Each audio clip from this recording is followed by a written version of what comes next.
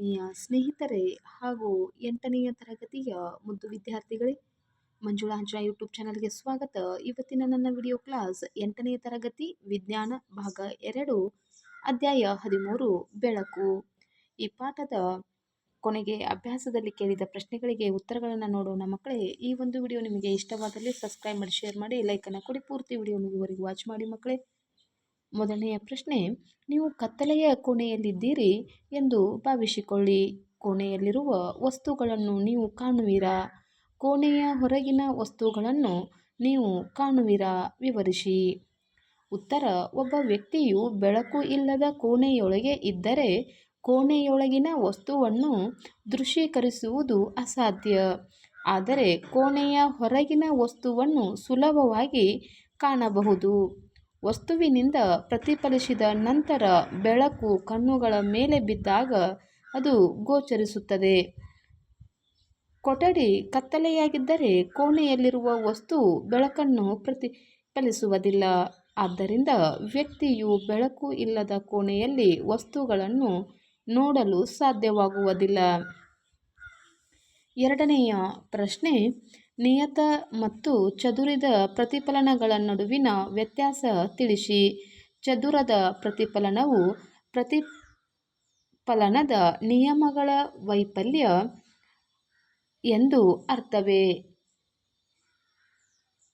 ಉತ್ತರ: ನಿಯತ ಪ್ರತಿಫಲನ ಮತ್ತು ಚದುರಿದ ಪ್ರತಿಫಲನ ಈ ಎರಡನ್ನ ನಾವು ವ್ಯತ್ಯಾಸವನ್ನು ತಿಳಿಯೋಣ ಮಕ್ಕಳೇ. ನುಣುಪಾದ ಮೇಲ್ಮೈನಿಂದ ಉಂಟಾಗುವ ಪ್ರತಿಫಲನ ನಿಯತ ಪ್ರತಿಫಲನವಾಗಿದೆ. ಇನ್ನು ಚದುರಿದ ಪ್ರತಿಫಲನ ಒರಟಾದ ಅಥವಾ ಅನಿಯಮಿತ ಮೇಲ್ಮೈನಿಂದ ಉಂಟಾಗುವ ಪ್ರತಿಫಲನ. ಇನ್ನು ನಿಯತ ಪ್ರತಿಫಲನ ಬೆಳಕಿನ ಕಿರಣಗಳು ಪರಸ್ಪರ ಸಮಾಂತರವಾಗಿರುತ್ತದೆ.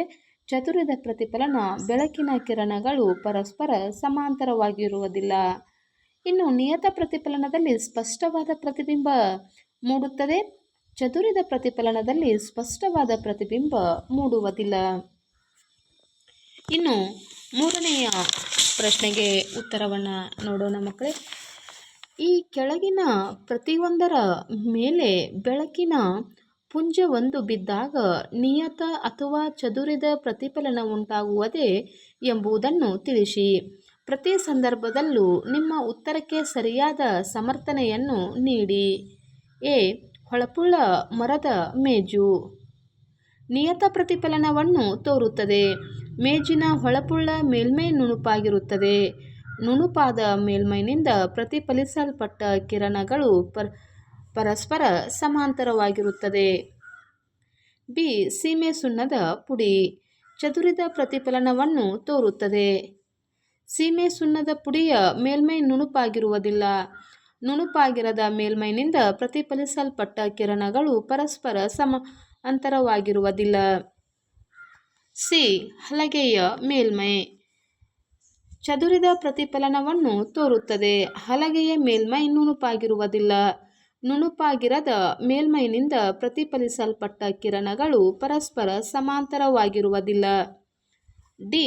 ನೀರು ಹರಡಿರುವ ಅಮೃತಶಿಲೆಯ ನೆಲ ನಿಯತ ಪ್ರತಿಫಲನವನ್ನು ತೋರುತ್ತದೆ. ನೀರು ಚೆಲ್ಲಿರುವ ಅಮೃತಶಿಲೆಯ ನೆಲದ ಮೇಲೆ ನುಣುಪಾಗಿರುತ್ತದೆ. ನುಣುಪಾದ ಮೇಲ್ಮೈನಿಂದ ಪ್ರತಿಫಲಿಸಲ್ಪಟ್ಟ ಕಿರಣಗಳು ಪರಸ್ಪರ ಸಮಾಂತರವಾಗಿರುತ್ತದೆ. ಈ. ದರ್ಪಣ ನಿಯತ ಪ್ರತಿಫಲನವನ್ನು ತೋರುತ್ತದೆ. ದರ್ಪಣದ ಮೇಲ್ಮೈ ನುಣುಪಾಗಿರುತ್ತದೆ. ನುಣುಪಾದ ಮೇಲ್ಮೈನಿಂದ ಪ್ರತಿಫಲಿಸಲ್ಪಟ್ಟ ಕಿರಣಗಳು ಪರಸ್ಪರ ಸಮವಾಗಿರುತ್ತದೆ. ಎಫ್. ಕಾಗದದ ಚೂರು ಚದುರಿದ ಪ್ರತಿಫಲನವನ್ನು ತೋರುತ್ತದೆ. ಕಾಗದದ ಚೂರು ಮೇಲ್ಮೈ ನುಣುಪಾಗಿರುವುದಿಲ್ಲ. ನುಣುಪಾಗಿರದ ಮೇಲ್ಮೈನಿಂದ ಪ್ರತಿಫಲಿಸಲ್ಪಟ್ಟ ಕಿರಣಗಳು ಪರಸ್ಪರ ಸಮಾಂತರವಾಗಿರುವುದಿಲ್ಲ.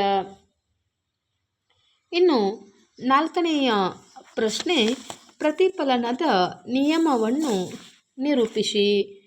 ಉತ್ತರ: ಪ್ರತಿಫಲನದ ನಿಯಮಗಳು. 1. ಪತನ ಕಿರಣ, ಪ್ರತಿಫಲನದ ಕಿರಣ ಮತ್ತು ಪತನ ಬಿಂದುವಿನಲ್ಲಿ ಎಳೆದ ಲಂಬ ಈ ಎಲ್ಲ ಮೂರು ಒಂದೇ ಸಮತಲದಲ್ಲಿ ಇರಬೇಕು. 2ನೇದಾಗಿ ಪತನ ಕೋನ ಪ್ರತಿಫಲನ ಕೋನಕ್ಕೆ ಸಮವಾಗಿರುತ್ತದೆ. 5ನೆಯ ಪ್ರಶ್ನೆ, ಪತನ ಕಿರಣ, ಪ್ರತಿಫಲಿತ ಕಿರಣ ಮತ್ತು ಪತನ ಬಿಂದುವಿನಲ್ಲಿ ಪ್ರತಿಫಲನದ ಮೇಲ್ಮೈಗೆ ಎಳೆದ ಲಂಬಗಳು ಒಂದೇ ಸಮತಲದಲ್ಲಿ ಇರುತ್ತವೆ ಎಂದು ತೋರಿಸುವ ಒಂದು ಚಟುವಟಿಕೆಯನ್ನು ವಿವರಿಸಿ. ಉತ್ತರ: ಒಂದು ಮೇಜಿನ ಮೇಲೆ ಸಮತಲ ದರ್ಪಣವನ್ನು ತೆಗೆದುಕೊಂಡು ನೇರವಾಗಿ ನಿಲ್ಲಿಸಬೇಕು. ರಂಧ್ರಯುತ ಚಾರ್ಟ್ನ ಮೂಲಕ ಬೆಳಕಿನ ಕಿರಣವನ್ನು ಸಮತಲ ದರ್ಪಣದ ಮೂಲಕ ಬೀಳುವಂತೆ ಮಾಡಿದಾಗ ಪತನ ಕಿರಣ, ಪತನ ಬಿಂದುವಿನಲ್ಲಿ ಎಳೆದ ಲಂಬ ಮತ್ತು ಪ್ರತಿಫಲಿತ ಕಿರಣ ಇವೆಲ್ಲವೂ ಒಂದೇ ಸಮತಲದಲ್ಲಿ ಇರುವುದು ಕಂಡುಬರುತ್ತದೆ. ಇನ್ನು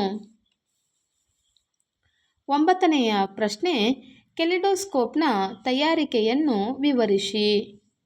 ಉತ್ತರ: 15 ಸೆಂಟಿಮೀಟರ್ ಉದ್ದ, 24 ಸೆಂಟಿಮೀಟರ್. ಇಲ್ಲಿ ಮಕ್ಕಳೇ 6ನೆಯ ಪ್ರಶ್ನೆಗೆ ಉತ್ತರವನ್ನು ಮೊದಲು ನೋಡೋಣ. ಕೆಳಗಿನವುಗಳಲ್ಲಿ ಖಾಲಿ ಬಿಟ್ಟ ಸ್ಥಳಗಳನ್ನು ಸೂಕ್ತ ಉತ್ತರಗಳಿಂದ ಭರ್ತಿ ಮಾಡಿ. ಎ. ಸಮತಲ ದರ್ಪಣದ ಮುಂಭಾಗದಿಂದ 1 ಮೀಟರ್ ದೂರದಲ್ಲಿರುವ ವ್ಯಕ್ತಿಯು ಆತನ ಪ್ರತಿಬಿಂಬದಿಂದ ಡ್ಯಾಶ್ ಮೀಟರ್ ದೂರದಲ್ಲಿರುವಂತೆ ಕಾಣುತ್ತಾನೆ. ಉತ್ತರ: ಸಮತಲ ದರ್ಪಣದ ಮುಂಭಾಗದಿಂದ 1 ಮೀಟರ್ ದೂರದಲ್ಲಿರುವ ವ್ಯಕ್ತಿಯು ಆತನ ಪ್ರತಿಬಿಂಬದಿಂದ 2 ಮೀಟರ್ ದೂರದಲ್ಲಿರುವಂತೆ ಕಾಣುತ್ತಾನೆ. ಬಿ. ಸಮತಲ ದರ್ಪಣದ ಮುಂಭಾಗದಲ್ಲಿ ಬಲಗೈನಿಂದ ನಿಮ್ಮ ಡ್ಯಾಶ್ ಕಿವಿಯನ್ನು ಮುಟ್ಟಿದರೆ ದರ್ಪಣದಲ್ಲಿ ನಿಮ್ಮ ಬಲ ಕಿವಿಯನ್ನು ಡ್ಯಾಶ್ ಕೈ ಮುಟ್ಟಿದಂತೆ ಕಾಣುತ್ತದೆ. ಉತ್ತರ: ಸಮತಲ ದರ್ಪಣದ ಮುಂಭಾಗದಲ್ಲಿ ಬಲಗೈನಿಂದ ನಿಮ್ಮ ಎಡ ಕಿವಿಯನ್ನು ಮುಟ್ಟಿದರೆ ದರ್ಪಣದಲ್ಲಿ ನಿಮ್ಮ ಬಲ ಕಿವಿಯನ್ನು ಎಡ ಕೈ ಮುಟ್ಟಿದಂತೆ ಕಾಣುತ್ತದೆ. ಸಿ. ನೀವು ಮಂದ ಬೆಳಕನ್ನು ನೋಡಿದಾಗ ನಿಮ್ಮ ಕಣ್ಣಿನ ಪಾಪೆಯ ಗಾತ್ರವು ಡ್ಯಾಶ್ ಆಗುತ್ತದೆ.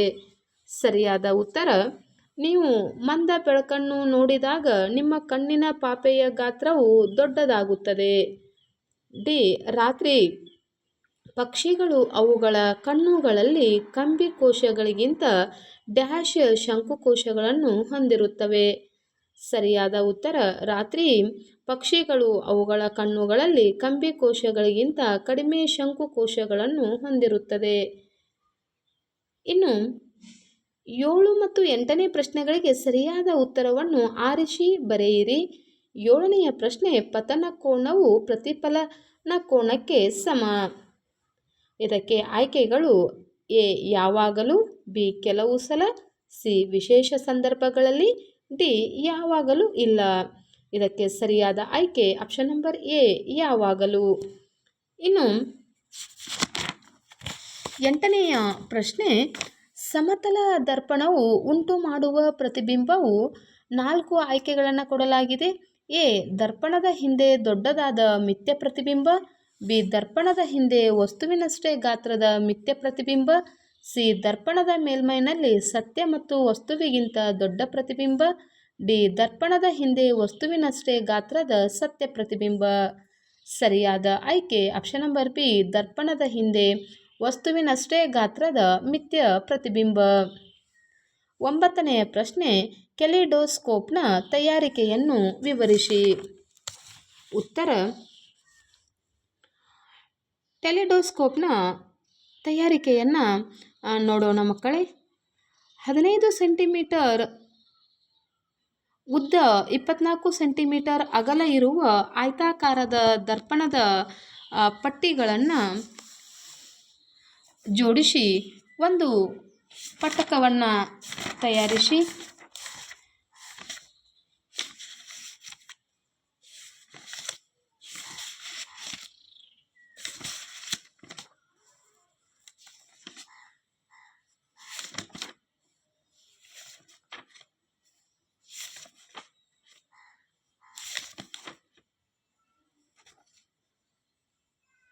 ಇಲ್ಲಿ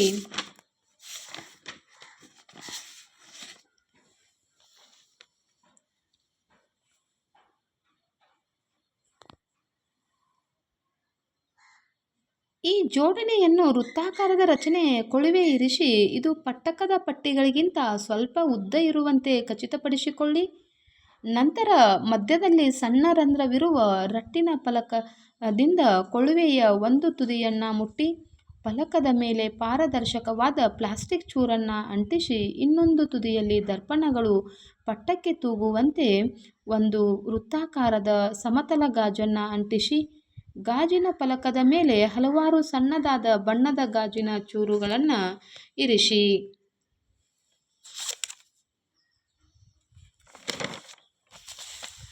ಈ ಕೊಳುವೆಯ ತುದಿಯನ್ನು ಅಪಾರದರ್ಶಕ ಗಾಜಿನ ಫಲಕದಿಂದ ಮುಚ್ಚಿರಿ. ಗಾಜಿನ ಚೂರುಗಳು ಚಲನೆಗೆ ಸಾಕಷ್ಟು ಅವಕಾಶ ಕಲ್ಪಿಸಿ ಹೀಗೆ ಕೆಲಿಡೋಸ್ಕೋಪ್ ತಯಾರಿಸಬಹುದು. ಇನ್ನು 10ನೆಯ ಪ್ರಶ್ನೆಯನ್ನು ನೋಡೋಣ ಮಕ್ಕಳೇ. ಮಾನವ ಕಣ್ಣಿನ ಚಿತ್ರವನ್ನು ಬರೆದು ಭಾಗಗಳನ್ನು ಗುರುತಿಸಿ. ಮಕ್ಕಳೇ,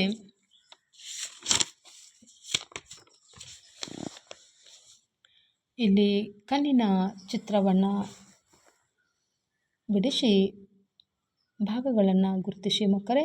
ಈ ಭಾಗ ಸಿಲಿಯರ್ ಸ್ನಾಯು, ವರ್ಣಪಟಲ, ಮಸೂರ, ಕಾರ್ನಿಯ, ಅಕ್ಷಿಪಟಲ,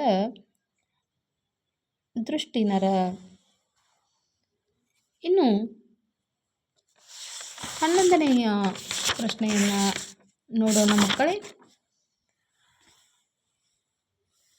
ಗುರ್ಮಿತ್ ಲೇಸರ್ ಟಾರ್ಚ್ ಬಳಸಿ ಚಟುವಟಿಕೆ 13.8 ಮಾಡಬಯಸಿದಳು. ಆಕೆಯ ಉಪಾಧ್ಯಾಯರು ಹಾಗೆ ಮಾಡದಿರುವಂತೆ ಸಲಹೆ ನೀಡಿದರು. ಉಪಾಧ್ಯಾಯರ ಸಲಹೆಗೆ ಕಾರಣವನ್ನು ನೀವು ವಿವರಿಸಬಲ್ಲಿರಾ? ಉತ್ತರ: ಲೇಸರ್ ಬೆಳಕು ಅವಳ ಕಣ್ಣುಗಳಿಗೆ ತುಂಬ ಹಾನಿಕಾರಕವಾಗಿದೆ ಮತ್ತು ಕಣ್ಣಿನಲ್ಲಿ ಶಾಶ್ವತ ದೋಷವನ್ನು ಉಂಟು ಮಾಡಬಹುದು ಎಂದು ಶಿಕ್ಷಕರು ಗುರ್ಮಿತ್ಗೆ ಸಲಹೆ ನೀಡಿದ್ದಾರೆ. ಲೇಸರ್ ಟಾರ್ಚನ್ನು ಕಣ್ಣುಗಳ ಮೇಲೆ ನಿರ್ದೇಶಿಸಿದರೆ ವ್ಯಕ್ತಿಯು ಅವನ ಅಥವಾ ಅವಳ ದೃಷ್ಟಿ ಕಳೆದುಕೊಳ್ಳಬಹುದು. ಇನ್ನು 12ನೆಯ ಪ್ರಶ್ನೆ. ನೀವು ನಿಮ್ಮ ಕಣ್ಣುಗಳ ಕಾಳಜಿಯನ್ನು ಹೇಗೆ ಮಾಡುವಿರಿ ಎಂದು ವಿವರಿಸಿ. ಉತ್ತರ: ಕಣ್ಣುಗಳು ಬಹಳ ಅಮೂಲ್ಯವಾದವುಗಳು. ನಾವು ಅವುಗಳ ಬಗ್ಗೆ ಸದಾ ಕಾಳಜಿ ವಹಿಸಬೇಕು. ಓದುವಾಗ ಅಥವಾ ಬರೆಯುವಾಗ ಯಾವಾಗಲೂ ನೇರವಾಗಿ ಕುಳಿತುಕೊಳ್ಳಿ. ವೈದ್ಯರು ಸಲಹೆ ನೀಡಿದರೆ ಸೂಕ್ತವಾದ ಕನ್ನಡಕವನ್ನು ಬಳಸಿ. ಆಗಾಗ ಶುದ್ಧ ನೀರಿನಿಂದ ನಿಮ್ಮ ಕಣ್ಣುಗಳನ್ನು ತೊಳೆಯಿರಿ. ಸೂರ್ಯನನ್ನು ನೇರವಾಗಿ ನೋಡಬೇಡಿ. ಯಾವಾಗಲೂ ಸ್ಪಷ್ಟವಾದ ಬೆಳಕಿನಲ್ಲಿ ಓದಿ ಮತ್ತು ಬರೆಯಿರಿ. ಈ ಎಲ್ಲ ವಿಧಾನಗಳನ್ನು ಅಳವಡಿಸುವುದರ ಮುಖಾಂತರ ಕಣ್ಣುಗಳ ಕಾಳಜಿಗಳನ್ನು ಮಾಡಿಕೊಳ್ಳಬಹುದು. ಇನ್ನು 13ನೆಯ ಪ್ರಶ್ನೆ. ಪ್ರತಿಫಲಿತ ಕಿರಣವು ಪತನ ಕಿರಣದೊಂದಿಗೆ 90 ಡಿಗ್ರಿ ಕೋನವನ್ನು ಉಂಟು ಮಾಡಿದರೆ ಆಗ ಪತನ ಕೋನವೆಷ್ಟು? ಉತ್ತರ: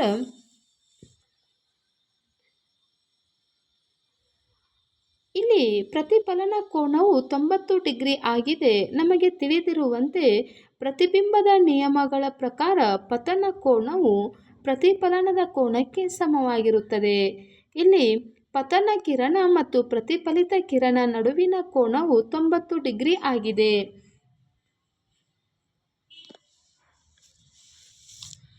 ಅಂದರೆ I ಪ್ಲಸ್ ರ ಅಂದರೆ 90ರಿಂದ I R ನಾವು ಬರೆಯಬಹುದು. I ಪ್ಲಸ್ I 90 ಇದೆ. 2I ಇದು 90 ಆಗಿದೆ. I 45. ಪತನ ಕೋನವು 45 ಡಿಗ್ರಿ ಆಗಿದೆ. ಇನ್ನು 14ನೆಯ ಪ್ರಶ್ನೆ. ಪರಸ್ಪರ 40 ಸೆಂಟಿಮೀಟರ್ ಅಂತರವಿರುವ ಎರಡು ಸಮತಲ ದರ್ಪಣಗಳ ನಡುವೆ ಒಂದು ಮೇಣದ ಬತ್ತಿಯನ್ನು ಇರಿಸಿದರೆ ಅದರ ಎಷ್ಟು ಪ್ರತಿಬಿಂಬಗಳು ಉಂಟಾಗುತ್ತವೆ? ಉತ್ತರ: ಇಲ್ಲಿ ಎರಡು ಸಮತಲ ದರ್ಪಣದ ನಡುವೆ ಒಂದು ಮೇಣದ ಬತ್ತಿಯನ್ನು 40 ಸೆಂಟಿಮೀಟರ್ ಅಂತರದಲ್ಲಿ ಇರಿಸಿದಾಗ ಅಪರಿಮಿತ ಸಂಖ್ಯೆಯ ಚಿತ್ರಗಳು ರೂಪುಗೊಳ್ಳುತ್ತವೆ. ಇನ್ನು 15ನೆಯ ಪ್ರಶ್ನೆಗೆ ಉತ್ತರವನ್ನು ನೋಡೋಣ ಮಕ್ಕಳೇ. ಎರಡು ದರ್ಪಣಗಳು ಪರಸ್ಪರ ಲಂಬಕೋನದಲ್ಲಿ ಸಂಧಿಸಿದೆ. ಅವುಗಳಲ್ಲಿ ಒಂದರ ಮೇಲೆ ಬೆಳಕಿನ ಕಿರಣ ಒಂದು 30 ಡಿಗ್ರಿ ಕೋನದಲ್ಲಿ ಚಿತ್ರ 13.1.9 ತೋರಿಸಿರುವಂತೆ ಬೀಳುತ್ತದೆ. ಎರಡನೆಯ ದರ್ಪಣದಿಂದ ಪ್ರತಿಫಲನವಾಗುವ ಕಿರಣವನ್ನು ಎಳೆಯಿರಿ.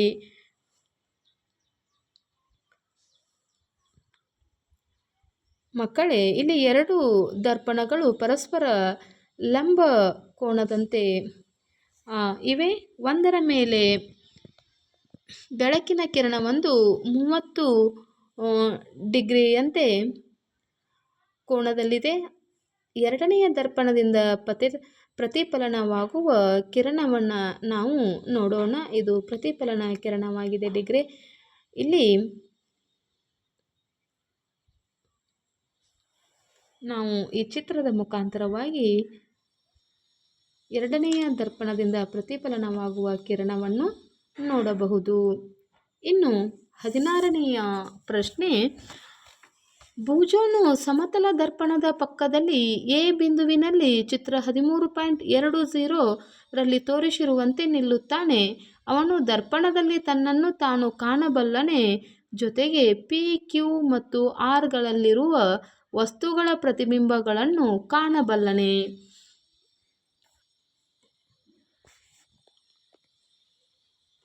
ಮಕ್ಕಳೇ, 16ನೆಯ ಪ್ರಶ್ನೆಗೆ ನಾವು ಇಲ್ಲಿ ಈ ಚಿತ್ರದ ಸಹಾಯದಿಂದ ಪಿ ಕ್ಯೂ ಆರ್ ವಸ್ತುಗಳ ಪ್ರತಿಬಿಂಬವನ್ನು ಭುಜ ಕಾಣುವನೆ ಎಂಬುದನ್ನು ನೋಡಬಹುದು.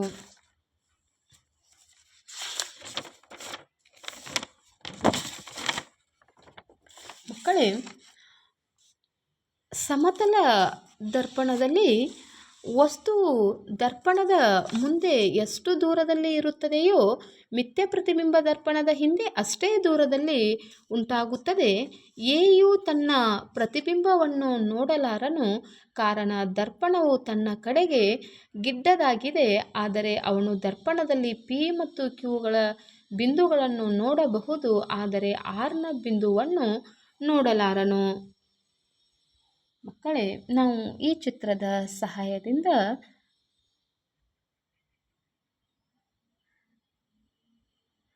ತಿಳಿಯಬಹುದು. ಇನ್ನು 17ನೆಯ ಪ್ರಶ್ನೆ, ಎ ಬಿಂದು ಎ ಆಯ್ಕೆಯಲ್ಲಿರುವಂತಹ ಪ್ರಶ್ನೆಯನ್ನು ನೋಡೋಣ. ಬಿಂದು ಎನಲ್ಲಿರುವ ವಸ್ತುವೊಂದರ ಪ್ರತಿಬಿಂಬದ ಸ್ಥಾನವನ್ನು ಸಮತಲ ದರ್ಪಣದಲ್ಲಿ ಕಂಡುಹಿಡಿಯಿರಿ ಅಂತ ಕೊಟ್ಟಿದ್ದಾರೆ. ಮಕ್ಕಳೇ, ನಾವು 17ನೆಯ ಪ್ರಶ್ನೆಗೆ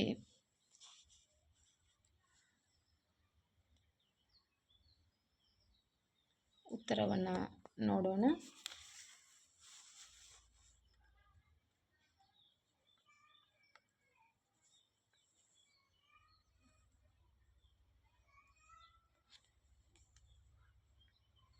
ಇಲ್ಲಿ ನಂತರ ಬಿ ಯಲ್ಲಿ ಕೇಳಿದಂತಹ ಪ್ರಶ್ನೆಗೆ ಉತ್ತರವನ್ನು ನೋಡೋಣ.